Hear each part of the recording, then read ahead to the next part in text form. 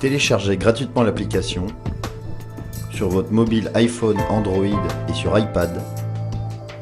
Profitez des recommandations et des analyses de nos spécialistes en direct. Et suivez en temps réel nos émissions depuis les réseaux sociaux.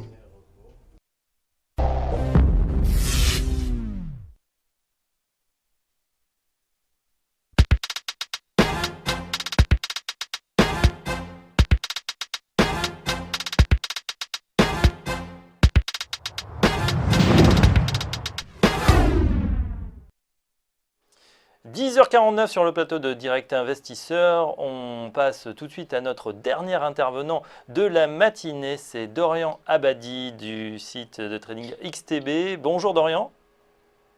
Bonjour. On va découvrir ensemble votre stratégie sur le DAX ce matin. Qu'est-ce que vous recommandez à vos clients ? Alors, un petit peu comme la semaine dernière, d'ailleurs, ça fait 4 jours qu'on a le même point pivot, c'est-à-dire les 11 950. On est purement dans une approche de scalping, ce qui a été le comportement le plus prudent. Alors, simplement des prises de bénéfices de 5-10 points, comme ces 5 derniers jours.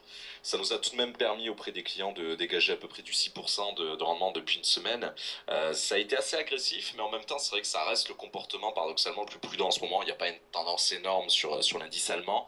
Le seul point véritablement sur lequel on insiste, c'est clairement les 11 950. Sous-entendu, dès qu'on est un petit peu au-dessus, disons au moins 10 points au-dessus, on sera plutôt en accélération haussière en direction des 12 000 points. Et dès qu'on est en dessous, surtout comme ça a été le cas justement pour les 3 dernières séances, on va plutôt chercher à prendre des 5-10 points de variation baissière. Mais chercher plus en ce moment, ça n'a pas vraiment beaucoup de sens. On voit bien que le marché fait un petit peu du yo-yo, hésite un petit peu, il n'y a pas des tendances incroyables depuis une petite semaine. Donc on est vraiment sur le fait de récupérer à peut-être 10-15 fois dans la journée des variations de 5-10 points. Voilà, alors justement, Dorian, quand on voit ce matin, on a assisté ce matin à une ouverture assez intéressante puisqu'on a commencé à baisser sur le DAX, puis on est allé chercher les 11 800 et puis on a progressé très très fortement et très rapidement puisque le DAX a pris quasiment 150 points en un quart d'heure. Alors, j'ai une question, pourquoi ne vous conseillez pas à vos clients des variations un peu plus importantes, puisque le DAX est quand même très volatile en ce moment?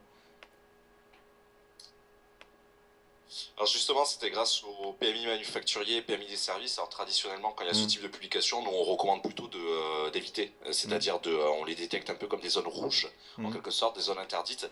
Alors on met une sorte d'alerte, après chacun est libre d'y aller, mais c'est vrai que nous on déconseille d'y aller véritablement, parce que comme vous l'avez dit, il y a quand même une variation de 100-150 points relativement imprévisible, même si le consensus était assez bon. La seule chose qui nous intéresse véritablement en séance, c'est l'orientation du cours par rapport au pivot, et ce depuis une semaine. Alors pas forcément en général, c'est pas toujours le point central, mais en ce moment c'est vrai que depuis une semaine c'est ça. La semaine dernière, la vraie zone rouge c'était plutôt le FOMC au sens large, donc on avait conseillé entre 18h et 21h d'éviter. Là on est plutôt sur des zones explosives. Par contre c'est plutôt pour cet après-midi où ça nous intéresse par rapport à la trame au niveau du calendrier économique. Il y a deux, on va dire, publications relativement mauvaises des États-Unis.